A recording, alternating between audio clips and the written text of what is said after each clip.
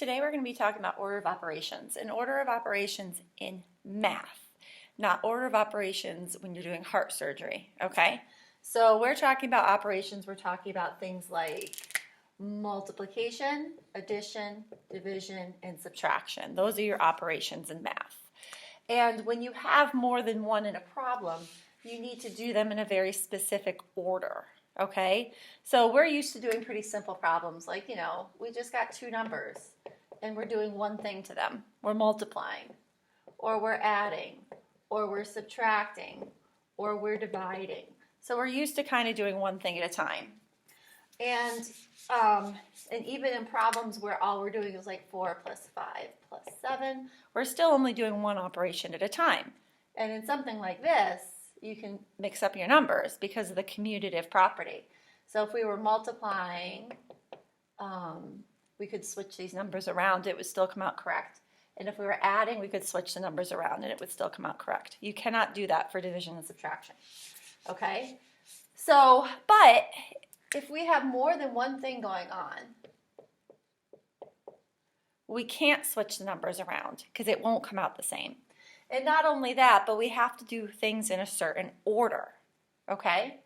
Now, we're used to doing things in math, usually, or when we read or whatever, we go from this way to this way when we're reading. So we're used to things happening from left to right. So when we read a math problem, we read it in this direction. So our instinct might say to just do it in this direction, which for this problem would work, but it won't work for every problem, okay? And the thing about math is math has one right answer. You could possibly get there different ways, but you still only have one right answer in the end. And so we have to do things in a way to ensure that everybody gets the right answer. So no matter where I do this problem, in my room, in Mr. Rotenberg's room, in Miss Murray's room, whoever's room we're in, everybody's going to get the same answer because they're going to do things in the same order, okay? And so that's really important. So let's kind of look at a different problem here. Same numbers, but order of operations would state that to get this problem correct,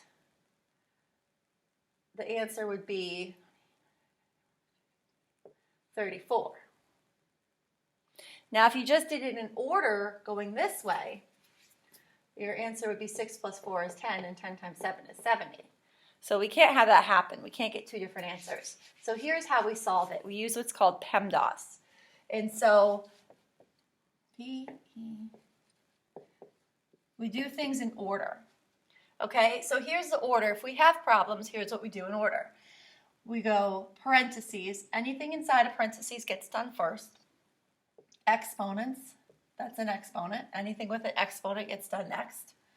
And then this is the slightly tricky one. You do all multiplication or division in order from left to right. So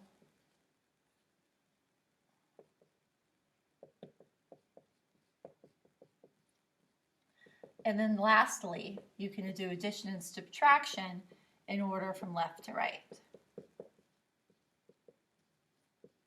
And those are your steps. And there's an easy way to remember them. Please excuse my dear Aunt Sally.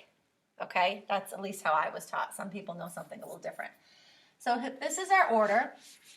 And what we need to remember is that these two are done from left to right. You don't have to do multiplication before division unless it comes first, okay, and the other way around. And the same thing for this. So if we have a problem like 2 plus 4 times 6 minus 5, okay? The correct way to do this is first we look, are there any parentheses? The answer is no. Are there any exponents? The answer is no. Multiplication and division. So what I have to do is I have to look from left to right and do any multiplication or division that comes first in order, going this way. So I look, oh, here we go. Right here, I have some multiplication. So I got to multiply those two numbers first. So 4 times 6 is 24. So I'm going to do 2 and then minus 5. So I did this part of the problem. I still have this part, and I still have this part of the problem. Okay? So now I look, there's no more multiplication or division. So now I can go on to addition and subtraction, and I just do what comes first. In this problem, the addition comes first, and so I'm going to get 26. 26 minus 5, so my answer is going to be 21. And it's kind of like makes a triangle as you work your way down. So basically, you work your problem smaller and smaller until you get to the end. Okay? The reason why parentheses are important is because the things in parentheses get done first, so we need to pay attention to that. So if we were doing this problem, the multiplication should come before the addition, but if I put it in parentheses, then I have to do whatever comes in parentheses first, which means even though this is addition, because it's in the parentheses, it's going to get done first. So I have 6 plus 4 is 10, and 10 times 3 is 30. Okay? Let's do a slightly more complicated problem.